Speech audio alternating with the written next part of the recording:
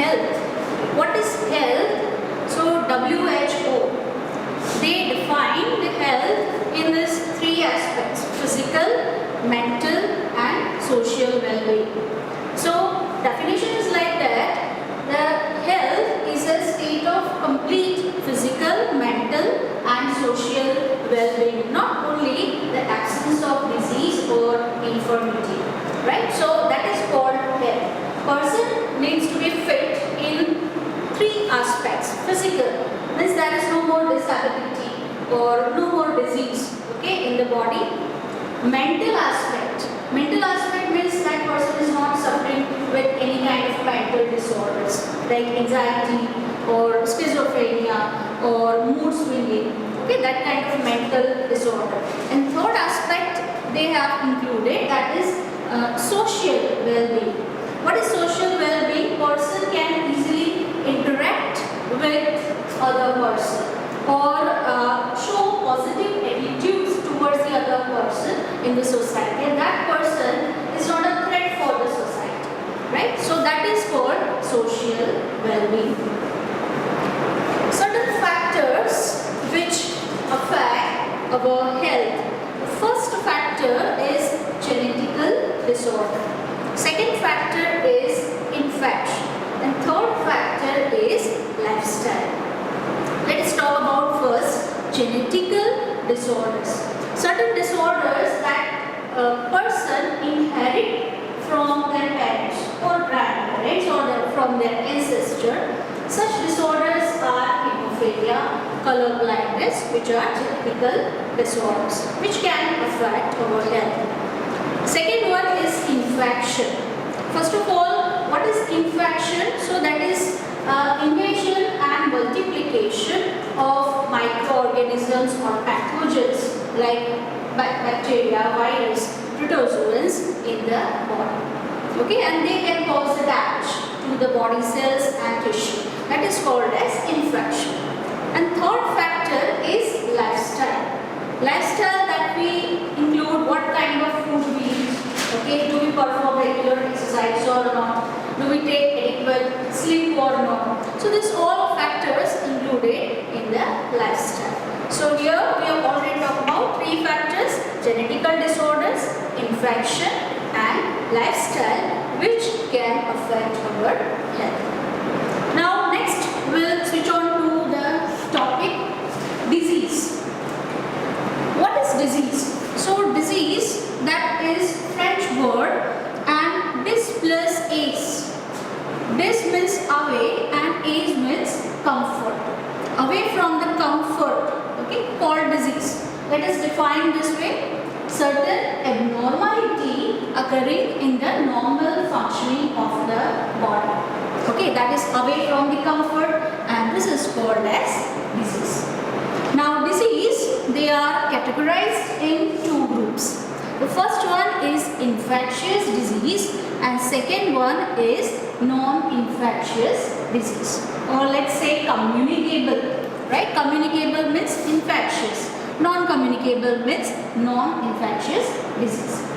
Communicable disease or infectious disease, okay, which can be transmitted from person to another person. They are transmissible kind of diseases. And let's say example, infectious disease like right now corona, okay, COVID-19 coronavirus disease going on. So that is infectious disease because pathogen, virus, bacteria or protozoa, such kind of pathogens are involved in infectious disease. And if we talk about coronavirus, so this coronavirus is the pathogen which can cause corona. Other diseases like tuberculosis, right, AIDS. So these are called as infectious disease which can be transmitted from one person to the another person. Second one is non-infectious. Non-infectious means they are not transmissible from one person to another. Okay, several reasons are responsible for occurrence of non-infectious disease.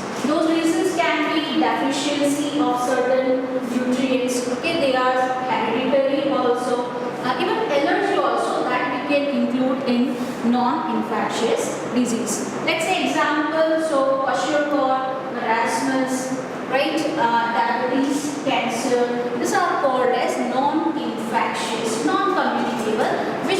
cannot be transmitted from one person to another. Now here we have completed disease. Now next one is immunity. God has provided defense system to our body, and that defense system, protective system, it provides protection against these diseases. Okay, so we have developed immunity by our immune system. So what is immunity? So it is the ability of a person to fight against disease causing pathogens or disease causing organisms. Okay, and that is called as immunity. Immunity, that is also categorized into two types. The first one is innate immunity, and second one is acquired immunity. Okay, let us talk about which are these terms and what is the meaning of innate and acquired immunity. First one is innate immunity. Okay, this innate immunity, it is non-specific, right? And second, it is from the birth itself, it is present in the body, and it provides certain barriers to the body against certain microorganisms. And these barriers, they are very important. Okay, they provide protection to our body. So innate immunity, that is non-specific, that is present in the body from the birth itself, and they provide certain barriers, certain types of barriers in the body.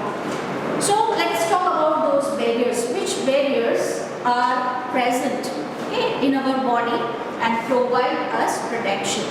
The first barrier is physical barriers. Physical barriers, examples are skin. As you know, skin is our largest organ, okay, and commonly it can protect our body against disease causing organism by preventing their entry. Second is mucus coating lining of gastrointestinal tract, respiratory tract, and urinogenital tract. These are the tract which have this mucus coating lining, right, and it provides protection against microorganisms. How? So by trapping them, okay, and finally by destroying them. Second one is physiological barriers. What is physiological barriers? So let's say example, HCl, hydrochloric acid, which is secreted from the stomach wall. And this acid, it can kill bacteria or whatever pathogen entered in the body via food. So that is destroyed by HCl, hydrochloric acid. Second is tears from our eye, that also provide protection to the eye, and saliva in the mouth, which has an enzyme called lysozyme, and that lysozyme enzyme, it can kill certain bacteria, right? So that is about physical and physiological barriers. Third one is cellular barriers. Cellular barriers, that is PMNL. Okay, these are the types of leukocytes. PMNL, that is polymorphonuclear leukocyte. Then other one is monocyte and natural killers. These are present in the blood and they can destroy this microorganism. Macrophages, which are present in the tissue, and they can kill or they can destroy this microorganism. So third barrier after physiological barrier is cellular barriers, okay, which includes PMNL, polymorphonuclear leukocyte, monocytes, and natural killers which are present in the blood, while macrophage is present in the tissue which can destroy this microorganisms. Fourth one is cytokine barriers. These cytokine barriers, they include specific types of proteins.